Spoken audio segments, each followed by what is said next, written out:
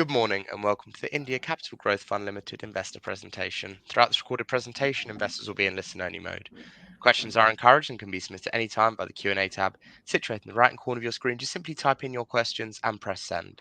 The company may not be in a position to answer every question it receives during the meeting itself. However, the company can review all the questions submitted today and publish responses where it is appropriate to do so. Before we begin, I'd like to submit the following poll. I'd now like to hand you over to Gaurav Nareen, Principal Advisor. Good morning to you, sir. Great. Thank you. And thank you all for joining us this morning.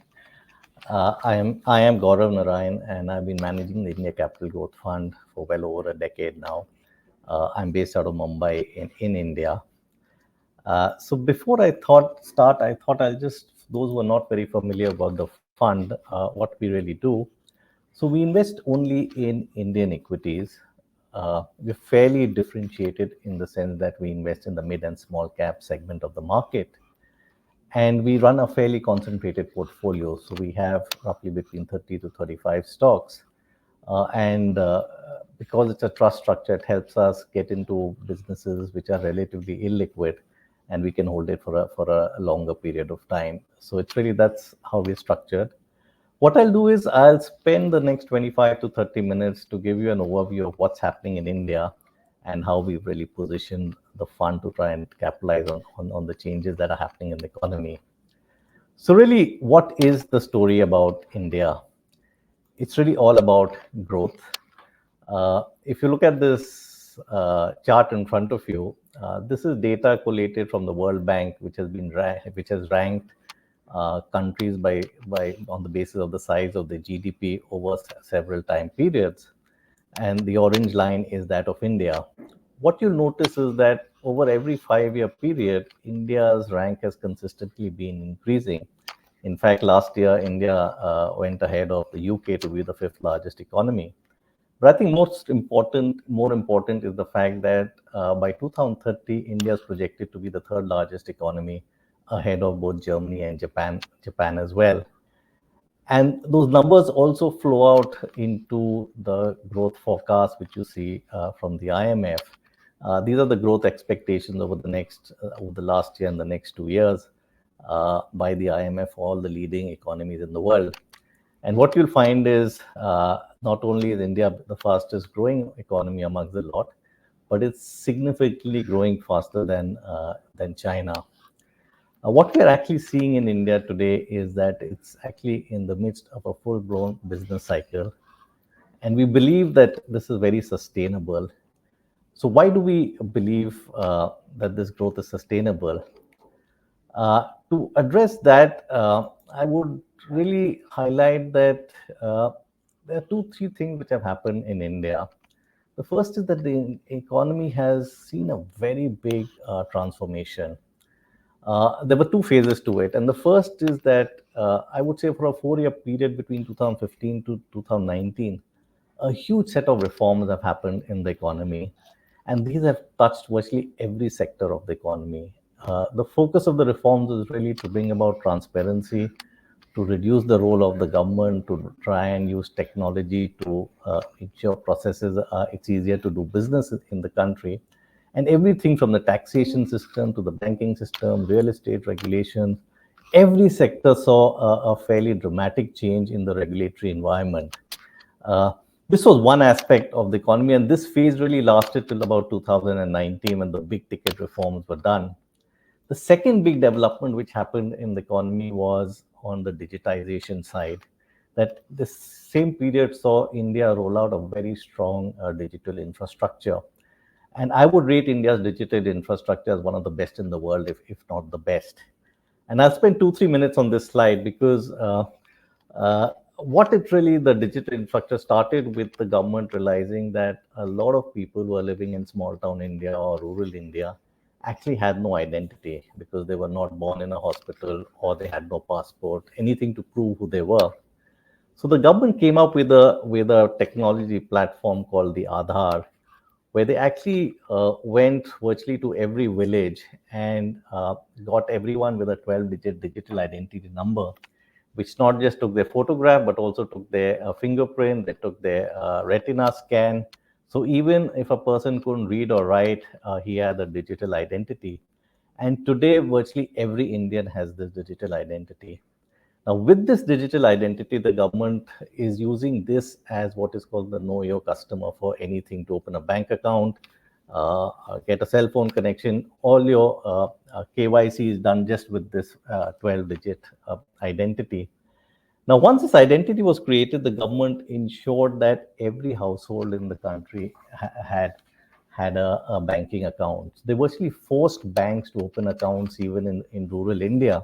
The banks were very reluctant because these were low savings accounts. They were actually unprofitable. But because of the KYCs being so easy, the cost of opening such accounts came down dramatically. And today, about 500 million such low-cost accounts have been opened. So this is the backbone to the whole digital infrastructure. Once this was in place, the government has rolled out several applications on top of this. This is called the India Stack. And the first of them was called a payment gateway called the United Payment Interface. It's very similar to a Visa or a MasterCard, except that it's virtually free of cost. And you can do a peer-to-peer transaction. You can do a merchant-to-merchant transaction, merchant-to-peer transaction. And because it's free of cost, all you need is a phone number or a QR code, and you can make transactions. So if I go to a cart vendor, I can buy a small, as little as an apple, and pay digitally 2 pence, etc. Now, how it's transformed India is that today you're seeing almost 280 to 300 million transactions a day. 40% of global real-time transactions happen in India. That's the scale of change that's happened. Not just that, the government itself today, any subsidy it has to give, it goes straight into bank accounts of the recipients. So very low wastage. A lot of frauds have been eliminated. So in this whole process, what's happened is the economy has become very efficient. It's really bridged the gap between urban India and rural India, because the technology platforms have made it so much easier to do business in India. And the big change is that all this is government owned. The entire digital infrastructure of India is government owned, which is why it's large scale and low volume. So having done this, now in this whole period when all these reforms and the digital infrastructure was being implemented, it really changed the way business was being done in India. And a lot of people who used to play the banking system, use the government to influences, none of them could survive in this period. And you saw a lot of companies go bust, the big hit was taken by the banking sector. So what you saw was the period 2014 onwards, the non-performing assets in the banking system rose to almost 6%. A lot of consolidation happened. Almost 60 to 70% of real estate developers have collapsed. A lot of consolidation in big sectors like steel, cement, and the banking system took a hit. Corporates went into a mode of conserving balance sheet, lowering debt. But today you have a system in an economy where the banks are sitting on the best ever asset quality book. Corporates are sitting on the lowest level of leverage and high profitability. So you're in an environment today where I think the balance sheet and the health of the economy has never been stronger. So having done the hard work, the government is now really pushing for growth. And I would say ever since COVID happened, the government is now really looking at the next phase, which is really now building the next phase of growth for India. So they've done this to two means. The first is post-COVID, somewhere around 2021. The government really realized that, to get that animal spirits back, is the government which has to really start the expanding phase. So they've built a huge infrastructure pipeline. In fact, from their own budgets, the capex has trebled. And today, you have a pipeline of over $1.5 trillion of infrastructure projects being implemented across the country. To give a perspective, a city like Bombay itself is seeing about $50 billion of infrastructure projects happening. You're seeing about 30 kilometers of national highways being constructed a day, about 15 odd kilometers of metro lines being constructed. The number of operating airports has doubled from about 75 to about 150. So really, it's a whole host of infrastructure projects across the country. The 20 odd cities where metro railway lines are being built, including Bombay, which is about 8 lines being built simultaneously. So that's really one side of it, which is really to get that the capex mode bringing growth in the economy. But simultaneously, the government also to encourage the private sector to invest actually identified about 14 sectors of the economy where they said, India is a very large economy, but either we import a lot of products there, it's a very large market, but we import a lot of products, or we have a strong manufacturing base and we should use it to encourage exports. So 14 sectors were identified where the government started providing incentives to encourage manufacturing. And some of them have taken off dramatically. For example, the first of the sectors was electronic manufacturing. We sell about the domestic market is about 150 million cell phones a year. But till about 5 years back, 99% of phones were imported, largely from China. Today, after the scheme, it's met with dramatic success. Even companies like Apple have shifted manufacturing into India. In fact, last year, Apple itself exported iPhones worth $10 billion out of India. So that's the sort of change that's happened. Take semiconductors. We have 5 semiconductor facilities coming up with investment of $18 billion currently. So, a lot of change has happened. And today we are seeing both infrastructure and the private sector putting in investments and capex. And you're seeing that in numbers. It's not just all talk. For example, credit growth today is trending at over 16%. It's at a decadal high.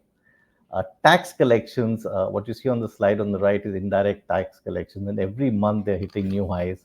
Last year, the direct tax collection itself grew about 18% ahead of the government's own forecasts. Look at the purchasing manufacturers index. It's again trending at all-time highs. The chart on the right shows how order inflows have happened in some of the leading capital goods companies in India. Here too, most capital good companies are sitting on lifetime high order books. And it's not just this. One sector which is seeing which is possibly going to be the biggest driver is the real estate sector. And unlike what you're seeing in China and other economies, the Indian real estate sector is coming out of a 10-year slump. In fact, if you see the slide on the left, residential sales have been flat for almost a decade. And it's only in the last 2 years that sales have picked up. But in this whole phase, what you saw was affordability has come down and inventories at close to all-time lows. So the real estate sector is actually in the start of an upcycle, which most analysts forecast will go on for at least another 4 to 5 years. So really, what you're actually also seeing is flowing into earnings growth and GDP numbers. And the chart here is really showing how different institutes are constantly upgrading the India's own GDP forecast. And they're fairly substantial upgrades. And what people had forecast 6 months back at a 6.3 to 6.4% growth, today most institutions are anywhere close to 6.8 to 6.7 to 7% growth for this coming year. So, the changes are reflecting in actually earnings upgrades and GDP estimates going forward. But what is really, why we believe this growth is really sustainable is that what's really favoring India is that demographics are very favorable. In fact, India will have a rising working population all the way till 2070. And the chart on the left shows you that over the next 20 years, we'll be adding about 150 million people in the 30 to 60 years age bracket. So India will actually be the labor provider to the world going forward. And today you have a situation where almost 10 million people are coming into the workforce every year. But what's exciting is the chart on the right, that India's per capita GDP today is just $2,500. This is 1/6 of China. And this is where China was in 2007. So what I'm really trying to say is that as at such a low per capita GDP, as growth happens, you'll see a lot of the incremental incomes going straight into consumption at that level. So really, that's the, I would say, the bigger picture story of India. And we in India Capital Growth Fund are really trying to write this big growth story in India. So how are we doing this? So just to give a perspective how we really invest, we are very bottom-up stock pickers. In fact, we take a very strong active position. We really don't look at what's in the benchmark. It's really each stock driven. We invest for the long term. So any stock we hold, we'd want to buy it for at least a 3 to 5 year holding period. Result is, while it's a concentrated portfolio, our portfolio turnover is also very low. But what do we look in a business? We actually believe that there's no shortage of growth opportunities in India, but it's really what sort of company you play. So the key focus for us are three, four parameters. The first is management. We really want to get into growth-focused businesses, dynamic management, but very strong on corporate governance. On the business itself, we are looking at businesses which are scalable, yet predictable. So there should be some form of moat in the business. And finally, on fundamentals, we're very cash flow focused and always look at a threshold ROC below which we will not invest in a company. So to give a perspective, on the portfolio itself, we've tried bracketing into four different types of companies. But the core of our portfolio is really what you see on the extreme left. These are what we call our consistent compounders. These are businesses which we see earnings growing at 15 to 20% for several years to come. And many of the companies we've highlighted here, we've actually owned for almost 8 to 10 years in our portfolio. Where we are adding new opportunities is in the second column, which are our high growth companies. These are businesses where we're actually seeing earnings growing in the 30 to 40% region for a few years. And they're really playing the new age themes like suppliers to electric vehicles or supply chain reallocation or digitization. So a lot of themes where companies are capitalizing on the opportunity. But what I'd really like to highlight is while we play in the mid and small cap segment of the market, most of our companies would be leaders in the segments or have very strong niches which give them the long-term competitive edge. What we're also very conscious is that we are also playing the right segment of the market, be it digitization, technology, where we're trying to ensure not the companies actually capitalizing on the changes that are happening rather than being, and as a risk perspective also, whether they are positioned to adjust to the changing environment. Reallocation of supply chain is a big theme, and a lot of our portfolio companies are getting out of the supply chain, shifting out of China. Consumption has been an evergreen theme. It's always been the largest share of our portfolio. And what earlier used to be very staples heavy, today is more towards the discretionary spends segment, because that's where we see the market move. And of course, capex is also a big theme which we are playing through companies in the banking space, cement companies, etc. So really, we're trying to position our portfolio to capitalize on the different segments of the market. Just a slide on our stock additions and deletions. And I'd really like to highlight that this is over the last year and a half. And we've made just 4 or 5 new additions or deletions in the portfolio, just reflecting that what we buy is for the longer term. What we definitely do is a lot of portfolio or weight adjustments based on how stock prices have moved and how they are based on a fair value going ahead. But it's really a low portfolio turnover, but very high quality businesses which we build for the future. Just a brief overview of the portfolio. It's fairly diversified, but what I'd really like to highlight is on the table on top, which gives the valuation of the portfolio and the earnings growth. If you have a look, the earnings growth of a portfolio is well above 20%, which is really reflecting what we are talking about the economy, that the economy is growing and it's really reflecting in our own portfolio companies. Historically, our portfolio earnings have delivered somewhere in the I would say 17 to 20% range earnings. So clearly, we're seeing a much higher growth bracket. And even on the valuations, today we're trading at about 16 times, which I would say is very reasonable given the sort of growth we are seeing in the portfolio. Just a bit on our performance. I would say over the last decade since I've been managing the funds, we've compounded at about 14% on the NAV in sterling terms. Our last 3 years have been good, but I would say the last 6 months we've been actually weak. In fact, we've underperformed our index a lot.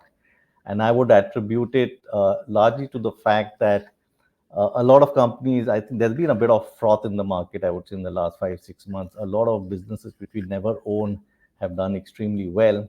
And as I mentioned, we are very conscious on playing in the right segment and quality of businesses. So we'd rather avoid such businesses and play for the longer term growth story. Having said that, I thought before I end, I'll talk a bit about the valuations.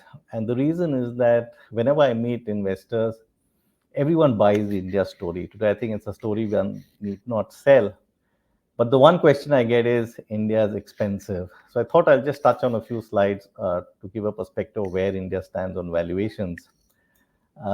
This is how the Indian market has performed over the last year. The 3-year performance is much better. The blue lines are the different indices with the Nifty 50 growing up about 27%. But it's the mid and small caps which are up almost 60%, which is where a lot of performance has happened, which is getting people uncomfortable on the valuations. Having said that, valuations are expensive. And if you see the slide on the chart on the left, this is the MSCI India index, the price to earnings ratio. And what used to be an 18, 19 PE market today is somewhere closer to 21 times, 21 times multiple. And this has happened when most other emerging markets have actually derated. So India has actually gone against a trend. And even on the chart on the right, which gives the premium of the Indian market to emerging markets, India used to be at a 40 to 60% premium to emerging markets, and that has moved to 80 to 90%. So the fact is, India is not a cheap market. It is expensive relative to history as well as to other emerging markets. But there's a reason why India has moved against the trend. In fact, what's happened is India has, I would say, over the last few years, delinked itself from global equity flows. In fact, the chart here on the left shows flows into the Indian equity markets in the domestic mutual funds and through foreign institutional investors. So the chart on the left, the blue column is money coming into domestic equity mutual funds. And the gray column shows money coming in from foreign portfolio investors. What you see is over the last, since 2021, domestic equity mutual funds have seen net inflows of over $85 billion. In contrast, foreign portfolio investors have been very volatile, and the net inflows through these foreign institutions is just about $5 or $6 billion over this three-year period. So it's really domestic retail investors which are driving the Indian equity markets. Now, what is happening in the domestic equity fund side? Now, what's really happened is, if you see the chart on the right, these are monthly inflows into domestic equity funds through what is called systematic investment plans.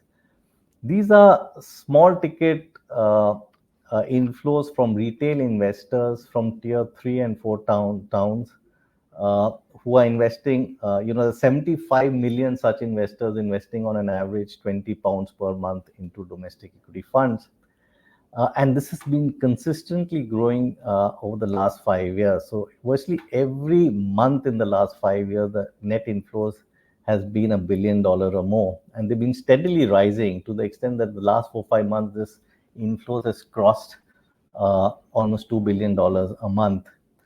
Now, this is actually retail investors who typically invested their savings largely in real estate or gold. And if in financial assets, it was in fixed deposits of banks. And gradually, I would say because of digitization, easy access to broking accounts, better marketing by mutual funds, you're actually seeing each one putting a small amount from their monthly salaries into equity markets. So that's the big change that's happened. But clearly, the extent of flows and the way the mid and small caps have moved, the regulators are a bit worried because they're very cautious that retail investors should not lose money. And they've been trying to talk down the market. In fact, India is a very well-regulated market.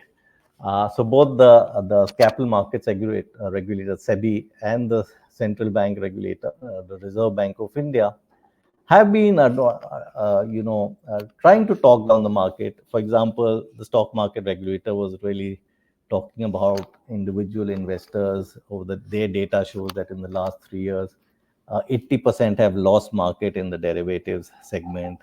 About IPO investing, where 70% of the retail investors are flipping in just 15 days. Basically, trying to say that look, be cautious. Uh, the concrete action they've done is they've asked the mutual funds that all those with mid and small cap funds, they should increase the risk disclosures by giving liquidity breakup, that how much time it would take to liquidate 25% of the fund and 50% of the fund, just advising caution. Likewise, the central bank is trying to ensure banks don't lend to the unsecured segment of lending, which is less than 500 pounds. So what they've tried doing is they've increased the risk weights for banks to lend in this segment of the market. So basically, no concreted action, but really trying to caution the market that look, we don't want froth in the market. Uh, but having said that, how do we look at the markets? Are we really worried? Yes, valuations are stretched, but having said that, I would look at India from a much longer term view. And the chart in front gives you how India has actually performed over long term horizons, 10 years, 15 years, 20 years, and you see the top 30 stocks and the mid cap index. I would say over a long term period, India has actually been amongst the best performing markets globally, and these are sterling returns. Uh, and why has this happened? One of the principal reasons is that India's actually delivered on growth. And this is the nominal GDP growth of India in USD over the last decade. So India has actually grown at almost compounded at almost 10% over the last decade. And our belief is that this growth will only accelerate going forward, given the sort of changes we've seen in the economy, which is really propelling the growth story going forward. So what is the risks? My firm belief is that I think what's happening in the economy. We're fairly confident that the next 3-4 years the growth is a given because the changes have already happened. So if anything, it's really geopolitics which can dampen that, because one of India's biggest concern is we import 85% of our oil. So that's, I would say, the biggest risk.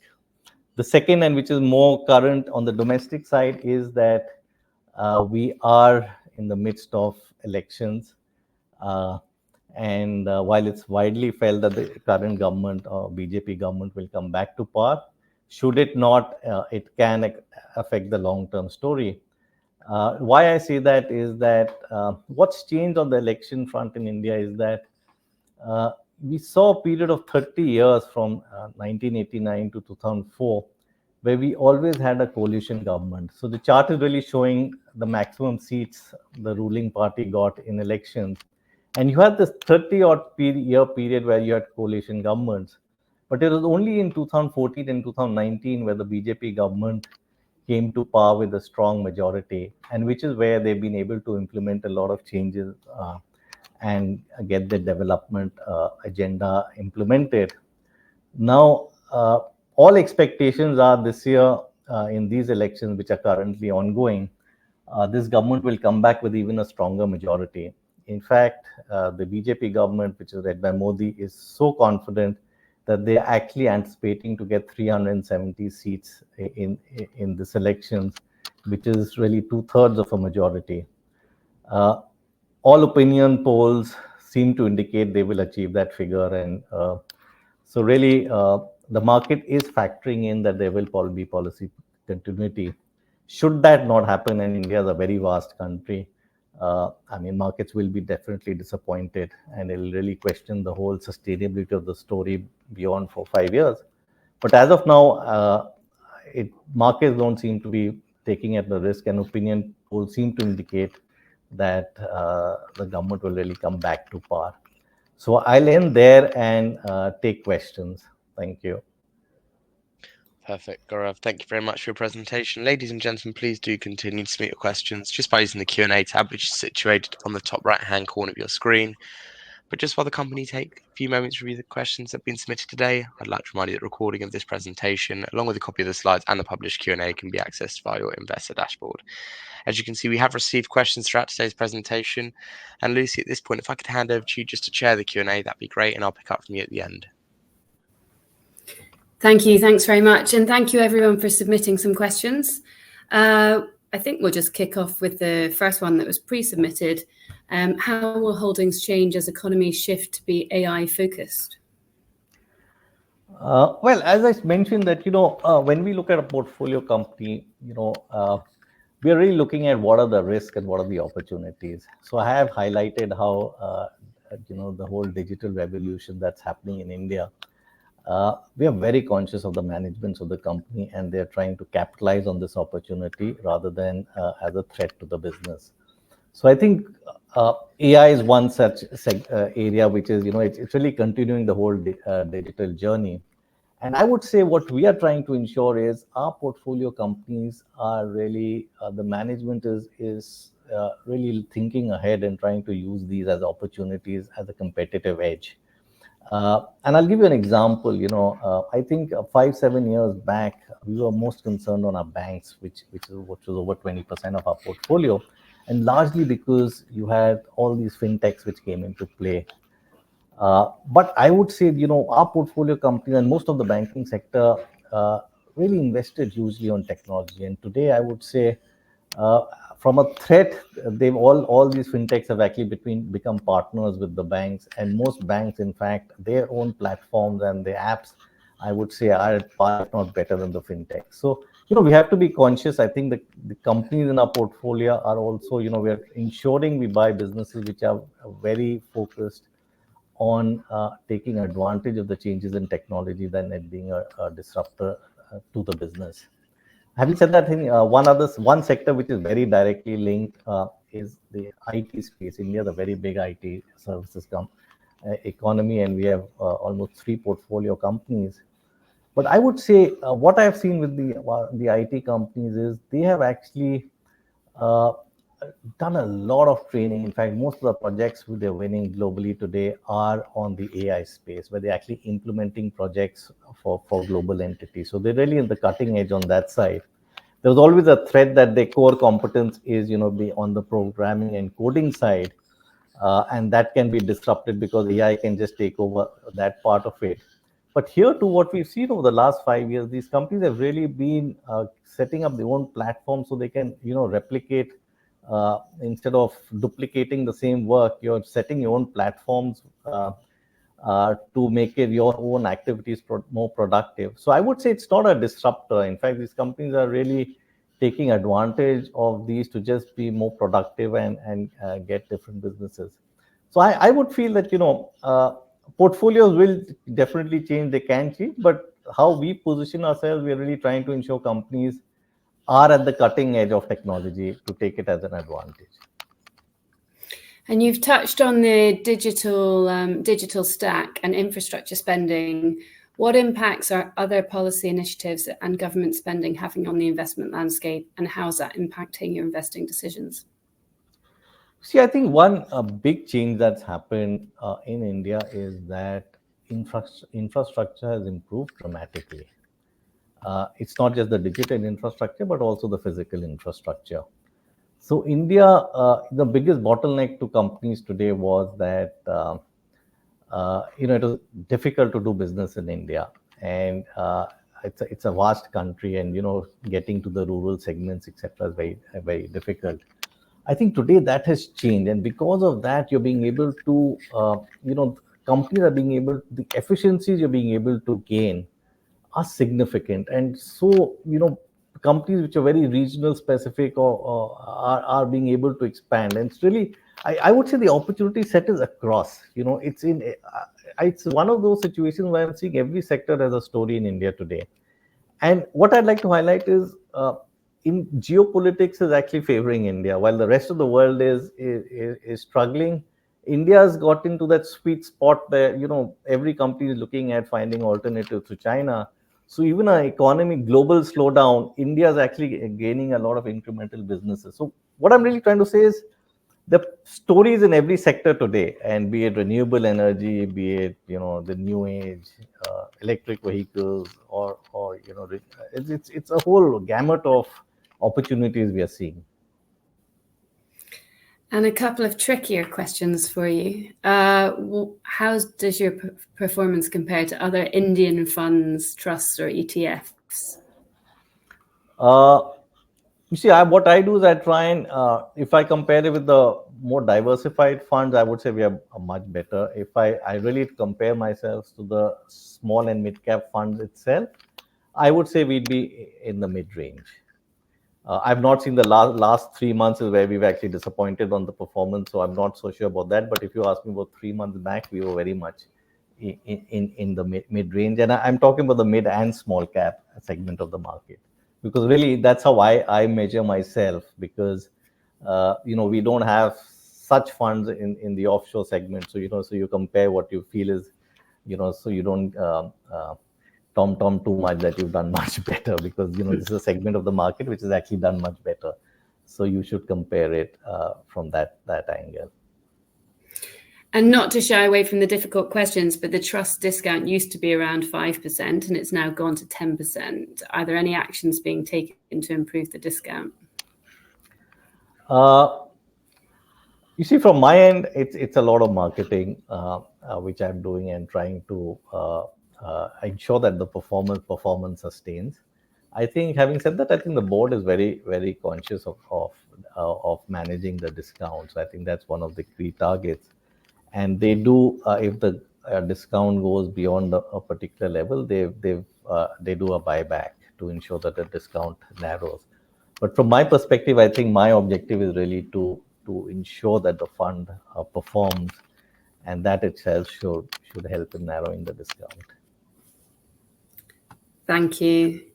And I think just one final question around the strong recent market performance. How sustainable do you see the momentum with the consumption trends specifically, and geopolitical considerations? So you see, I think what I'm really trying to focus is that the companies deliver on earnings. I think if the earnings story continues to play out, then I don't see valuations as an issue at all. And so far, what we've seen is, I would say the last 3 quarters, broadly, you've been upgrading earnings. So I think that is really the key. If the earnings play out, the markets will continue to perform. So really, what I'm really trying to build is that the portfolio delivers on the earnings. So really, it's, as I mentioned earlier, what you're really trying to buy is businesses which are predictable on the earnings. You may get the valuations wrong a bit, because but if the earnings play out, time will bail you out. That a good business growing, and it's just that the next year you'll see that play out. So what we've actually seen in a lot of our companies, and since we've owned most of these companies for well over 5 years, there will be periods of volatility where valuations move up. Then you may have a year when the stock doesn't do anything. But over a 3 or 4 year period, you'll see that actually they've given that 15 to 18% price appreciation. And so for me, the key is really that what is in my control is the company being able to deliver. So the whole objective is to ensure you buy these businesses where you have that confidence in the management and the business itself, that doesn't disappoint you. Thank you very much. I think you've answered all the questions. So I think that formally concludes your presentation today. Perfect. Gaurav, Lucy, thank you very much for answering all those questions from investors. And of course, the company can review all the questions submitted today and will publish those responses on the Investor Meet Company platform. But just before redirecting investors to provide you with their feedback, which I know is particularly important to the company, Gaurav, could I just ask you for a few closing comments? Well, I would say the India story looks very good. I've been investing for 30 years now, and I've never been more positive on the economy. And it's not just that. I think if you speak with corporates, there's a lot of confidence in the economy. And what this government has been able to do for the first time is given a longer term vision. So, the government really has targets of where it wants the economy to be in the next 5 years, and they even have targets of where they want to be in the next 25 years. And for the first time with this longer term vision, you're actually seeing corporates put in their money. India was earlier very risk averse. People wanted their payback within 3 years. Today, you're seeing that with the bigger picture, the size and scale of thinking of the corporates has also changed. So I would say it's a very strong, sustainable story which we see play out for India. And one is very positive that the longer term picture has never looked better. Perfect, Gaurav. Lucy, thank you once again for updating investors today. Could I please ask investors not to close this session, as you'll now be automatically redirected to provide your feedback in order that the management team can better understand your views and expectations. This will only take a few moments to complete, but I'm sure will be greatly valued by the company. On behalf of the management team of India Capital Growth Fund Limited, we'd like to thank you for attending today's presentation, and good morning to you all.